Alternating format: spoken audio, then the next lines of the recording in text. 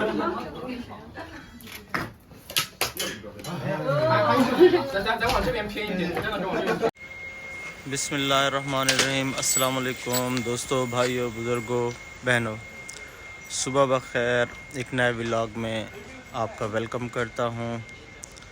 अभी मैं हूँ हमदान सिटी में। उसकी वजह यह है कि मेरे दोस्त क्लास फेलोज़ थे, उनकी थी शादी, तो इस वजह से मैं हमदान सिटी में आया हूँ। और अभी सुबह सुबह उठे हैं, नाश्ता के लिए जा रहे हैं होटल की तरफ। उसके बाद जाएंगे होटल में जहाँ पे जो दुल्हन है स्टे कर रही है, वहाँ जाएंगे। दूल्हा भी वहीं आ रहा है, हम भी वहीं पे जा रहे हैं। उसके बाद जो कुछ होगा वो आपको दिखाएंगे, इनके क्या कस्टम्स हैं और यहाँ पे चाइनीज़ शादी किस तरह होती है। तो मेरे वीडियो को कंप्लीट देखिएगा, बहुत शुक्रिया। और इसके अलावा मेरे चैनल को सब्सक्राइब कीजिएगा, कमेंट कीजिएगा और लाइक कीजिएगा।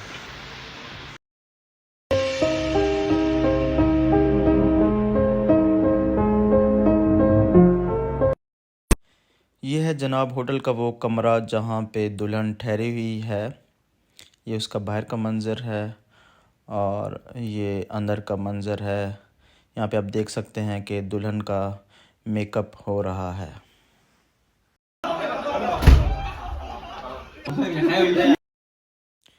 अच्छा, यहाँ पे चाइना में भी कुछ ऐसी रसूमात हैं जो पाकिस्तान में होती हैं।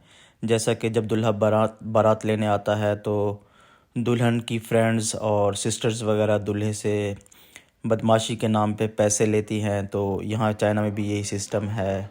दूल्हे ने कुछ पैसे वगैरह अदा किए, जिसे हुम पाव बोलते हैं, यानी कि रेड पॉकेट।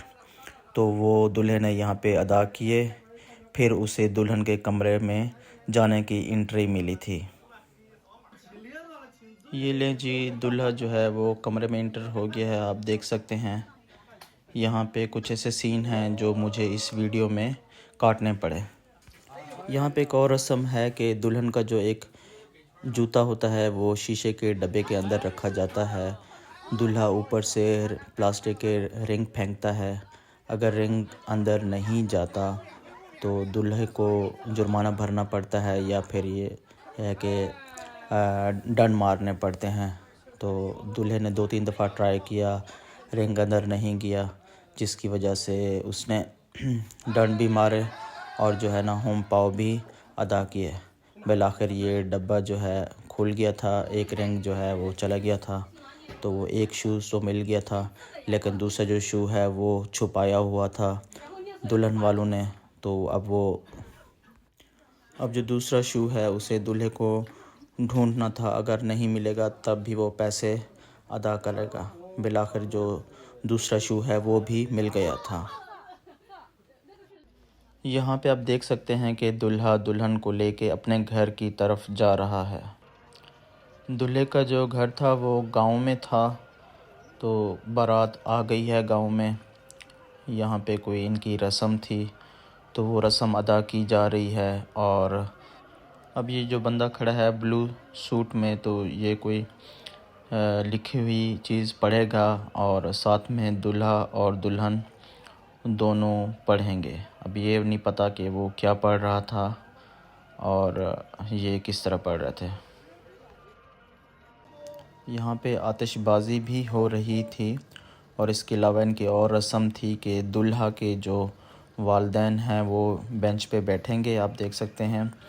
तो कोई चीज़ ये पढ़ेंगे, दूल्हा और दुल्हन दोनों सर झुका के उनको कोई कलिमात अदा करके बताएंगे। 2-3 दफ़ा देखें ये वो सर झुका रहे हैं।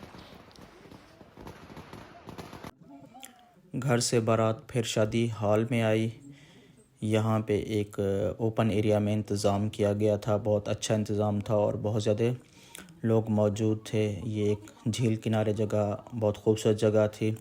मौसम भी अच्छा था, हल्की हल्की धूप निकली हुई थी, ओवरऑल कुछ ठंड थी। तो यहाँ पे दूल्हा ने दुल्हन के लिए गाना गाया और इसके अलावा दोनों ने एक दूसरे को रिंग पहनाई और इसके साथ कुछ वादे, जो कुछ बातें उन्होंने लिखी हुई थी वो एक दूसरे के लिए अदा की। और इसके अलावा कुछ और रसूमात थी जो कि यहाँ पे अदा की गई थी।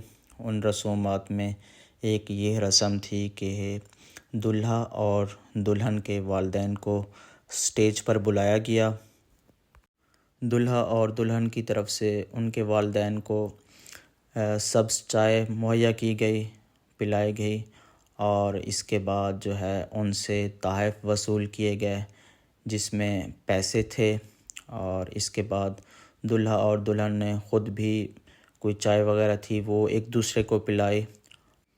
इसके बाद तमाम लोग होटल में गए जहाँ पे खाने का बहुत ज़्यादा अच्छा इंतज़ाम था। वहाँ पे मुख्तलिफ़ खाने थे, सब ने मज़े से खाए खाने।